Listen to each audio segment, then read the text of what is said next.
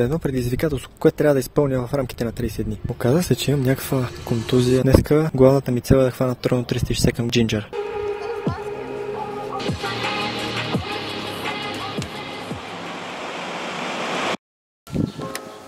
Работим ли?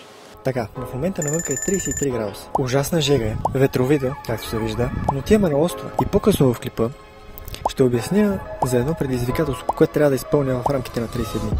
Ще правим може би динамика, ще видим, според зависи колко хора има, но да, това е ден едно от влоговете, не знам, ще разберем последствие. Не, все още не съм превъртял, загрявам.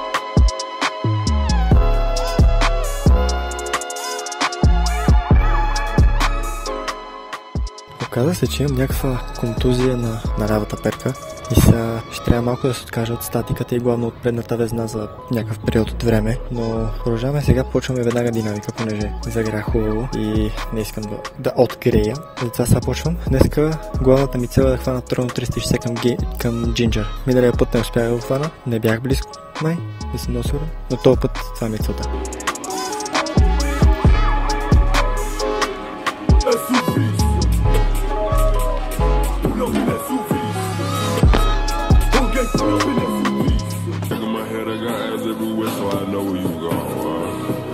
I could drop ties in this bitch, drop like flies in this bitch. I cut ties in this bitch, I'll cut ties in your face. What's it?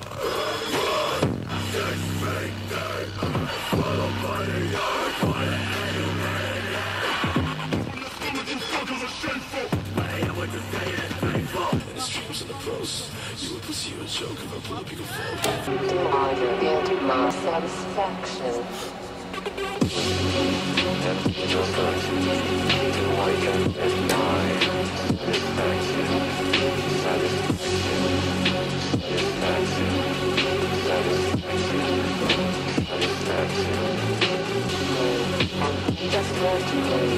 What the f is that?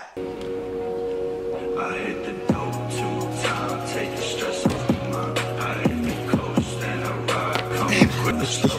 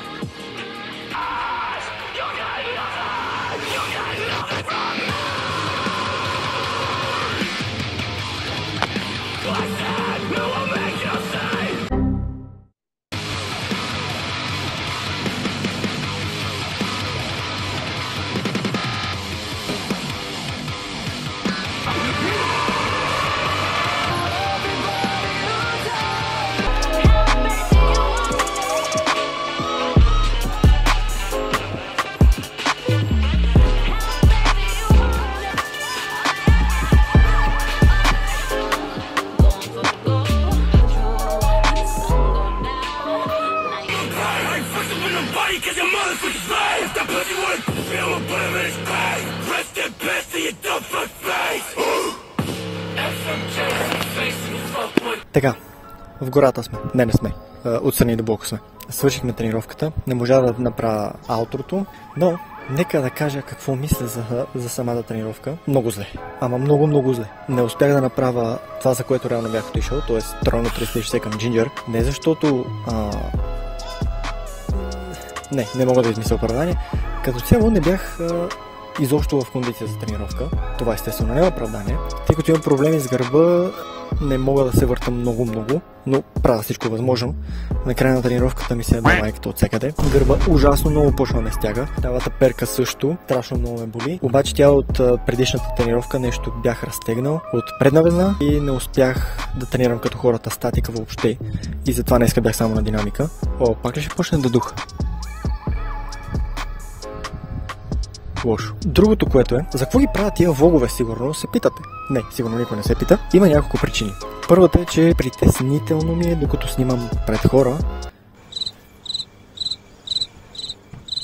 Да, и затова реших да почна да ги правя тия малко по-така да се успокоя, въпреки че днеска не казах нищо, докато бях на островите, именно защото имаше хора. И ще трябва малко повече да почна да говоря пред камера, докато има хора около мен. Ако съм някъде, където никога няма да се върна, примерно в чужбина, ме боли, обаче когато съм около вкъщи, примерно, е някакво много странно. Втората причина е, че искам да видя колко мога да прогресирам в рамките на 30 дни. И тия влогове смятам, че доста ще ми помогнат да се стегна, понеже ако си кажа правя го, няма да го направя. Или ще го направя за много дълго време. То е един месец, който съм си дал като рамка. Влоговете, с които го правя това нещо, смятам, че ще ми помогнат да си изграда някаква по-стабилна дисциплина относно тренировки и каквото и да било, не само тренировки.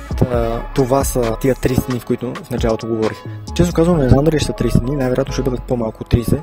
Обаче ще направя всичко възможно да са възможно най-много влогове, възможно най-много тренировки и ще опитам да се сцепа просто от тренировки. И по този начин хем ще изграда някаква дисциплина, хем няма да се притеснявам пред хора, хем ще съм тренирал достатъчно и ще видим разликата между първият и 30-тия ден или 20-тия, не знам колкото клипа са. Смятам това да е края на първият влог. Ще го затворим тук в тази градинка. Не градинка. Дълбоко е. Да. Коментирайте какво искате да видите в следващите клипове. Харесайте, споделяйте видеото. И ще видим в следващото. Добре, ела те пиленца. Чао!